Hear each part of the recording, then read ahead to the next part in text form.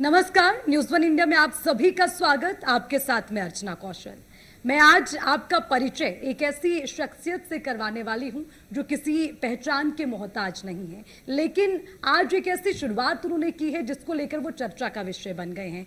और शुरुआत है भिक्षा यात्रा की। उसी पर बात करने के लिए आध्यात्मिक गुरु स्वामी दीपांकर जी हमारे साथ हैं। बहुत बहुत स्वागत आपका न्यूज़ वन इंडिया में। धन्यवाद अर्चना जी, और बहुत बहुत धन्यवाद न्यूज़ वन इंडिया का, जिसने शायद मैं समझता हूँ कि यात्रा को एक और नया मुकाम देने में मदद किया। ठीक है, एक बहुत अच्छी शुरुआत भिक्षा यात्रा की आपने की है, जिसमें एक आपकी टैगलाइन भी रही है, जिसमें आप कहते हैं कि जाति पाति की करो विदाई, हिंदू हिंदू भाई भाई।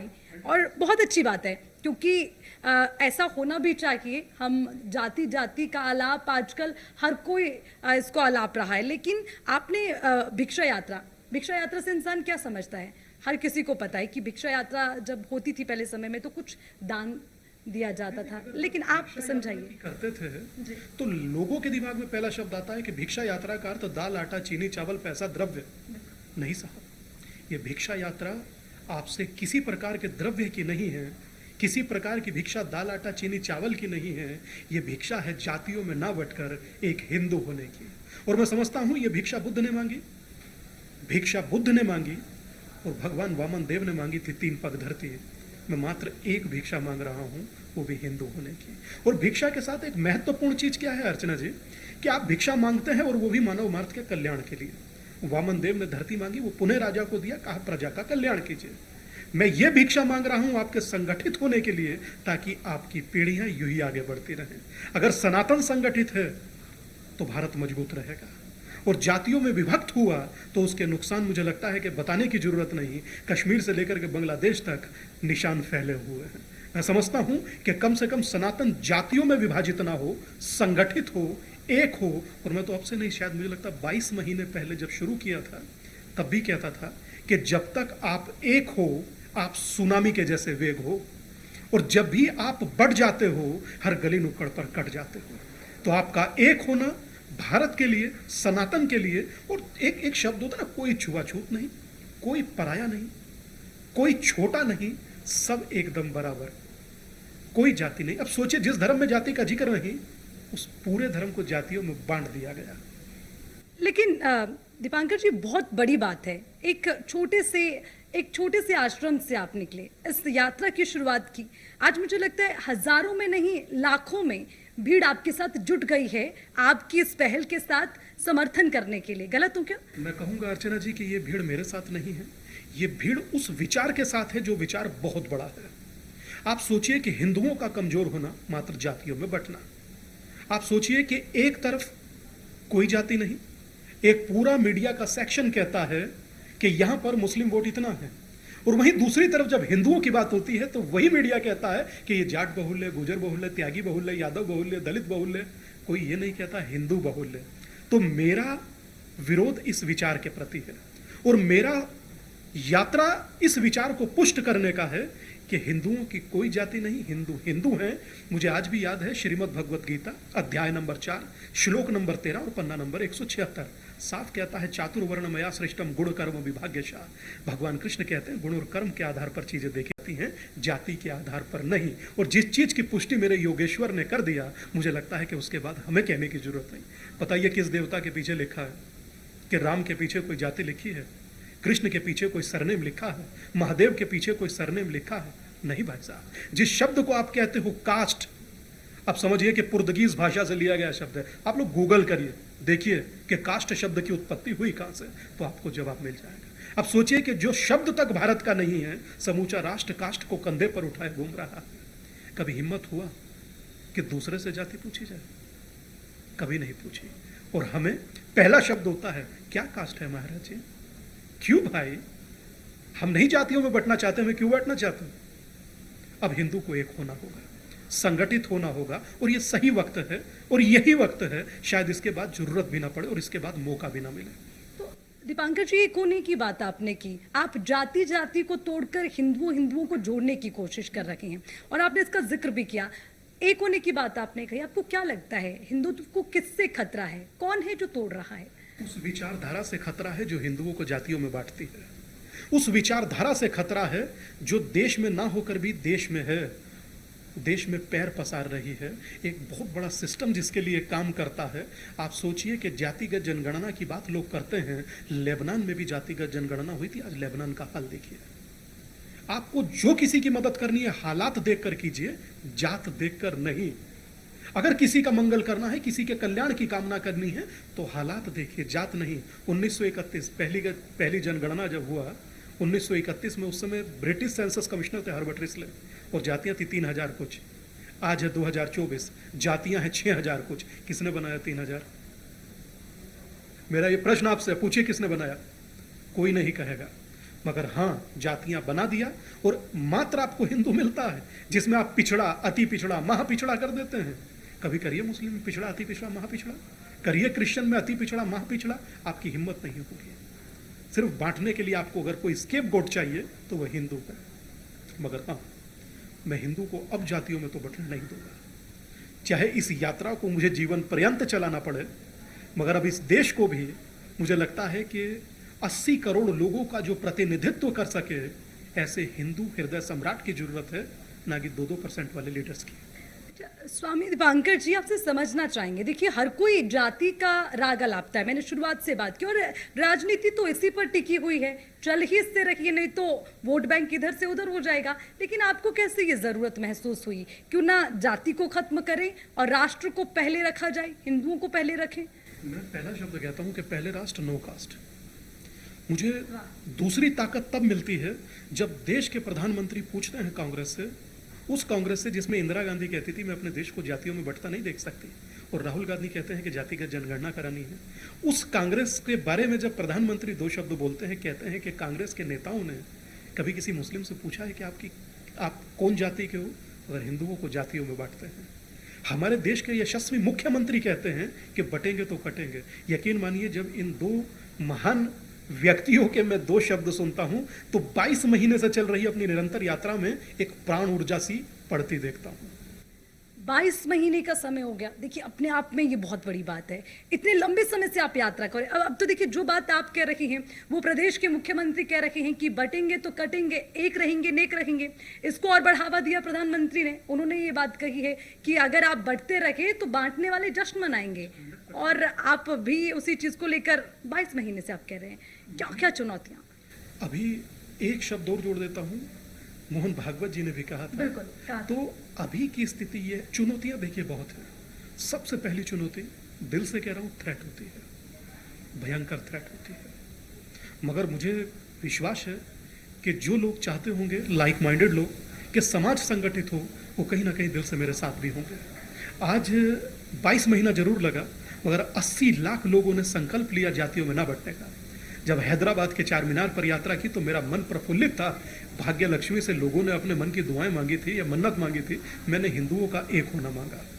मुझे लगता है कि इस देश में कुछ लोगों की आदत बन गई है कि वो सुनना चाहते हैं जो उन्हें अच्छा लगता है। मगर याद रखिए, मैं वो कहूँगा जो देश के लिए अच्छा है, और वर्तमान देश के लिए अच्छा है। जैसे भगवान राम ने आदिवासी, वनवासी, गिरवासी, मल्लाह सबको एक कर कर चले, आज जरूरत है सबको एक कर कर चलने की।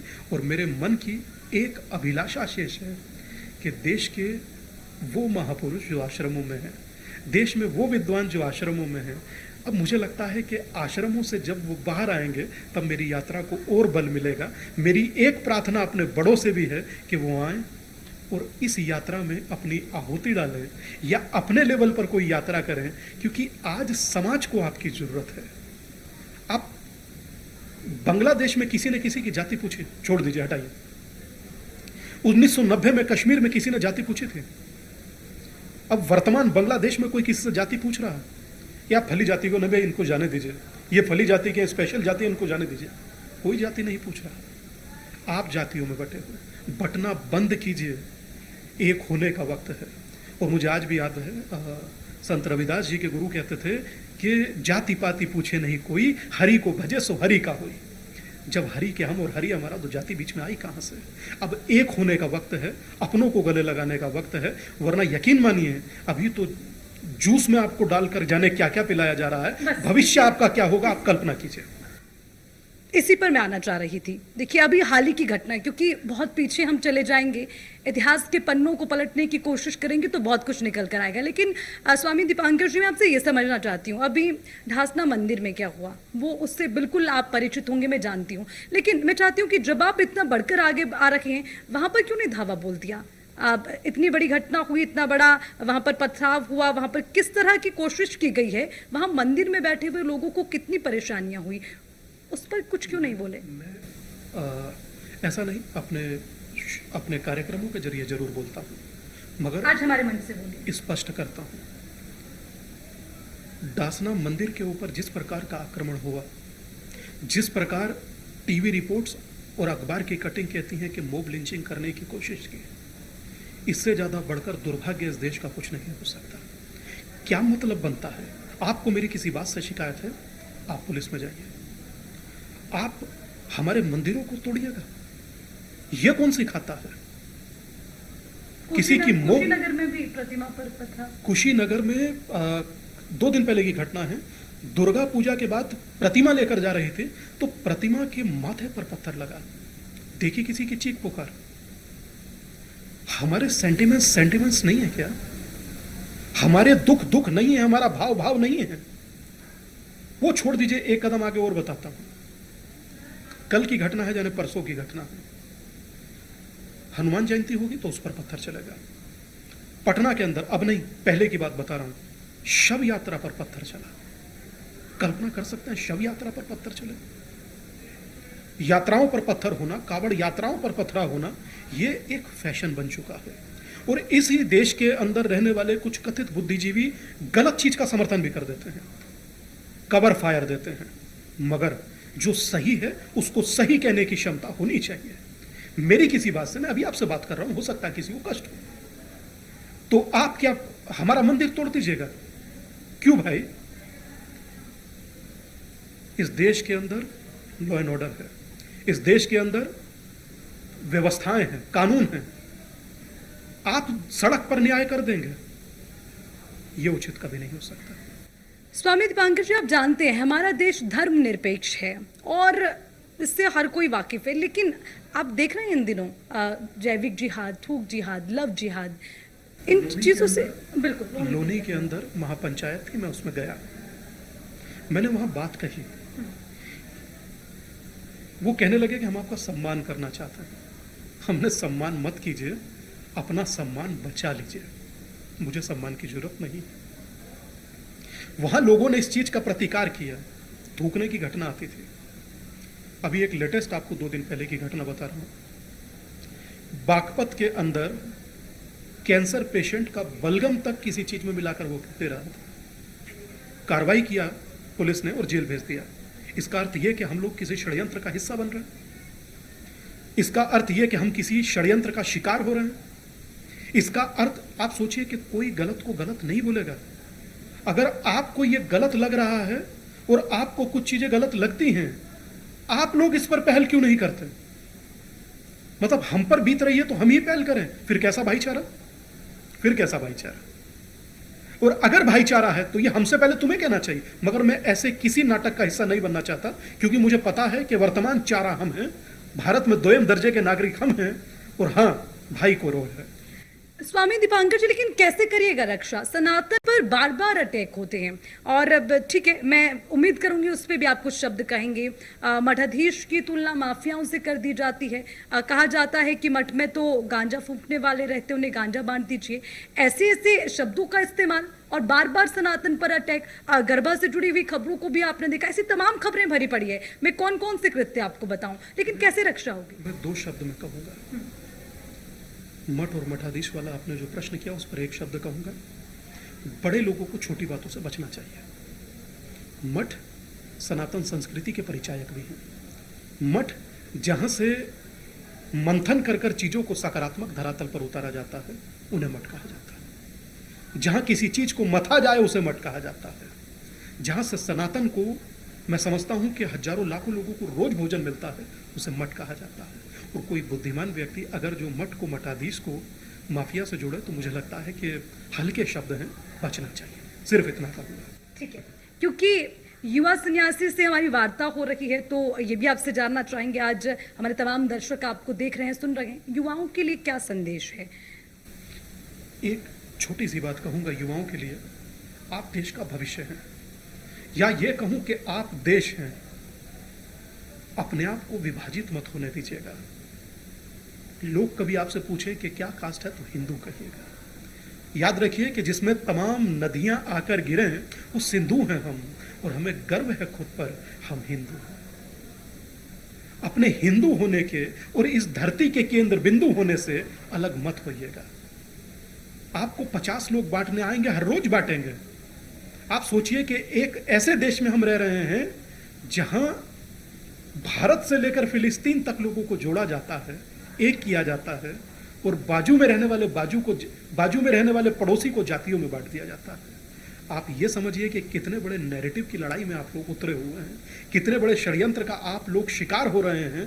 आप बटे तो निसंदेह भविष्य धूमिल होगा, और आप एक रहे, संगठित रहे, तो भविष्य आपका होगा और भारत का होगा।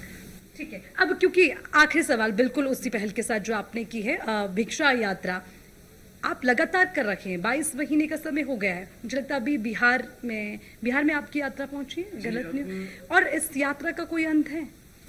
ये यात्रा अनंत है। मुझे लगता है कि उस समय इस यात्रा स्वतः शांत हो जाएगा, समाप्त हो जाएगा, बंद हो जाएगा, जिस समय प्रत्येक सनातनी अपने आप को हिंदू कहने लगेगा। मुझे कहने की जरूरत नहीं पड़ेगी। हालांकि मुझे लगता नहीं है कि अब मुझे बहुत ज़्यादा बोलने की जरूरत है, क्योंकि आप देखेंगे देश के अन्य कोनों से लोग स्वयं भिक्षा यात्रा करने लगे हैं और एक हिंदू होने की भिक्षा मांगने लगे हैं। मुझे लगता है कि अब बहुत ज़्यादा कहने की जरूरत नहीं है।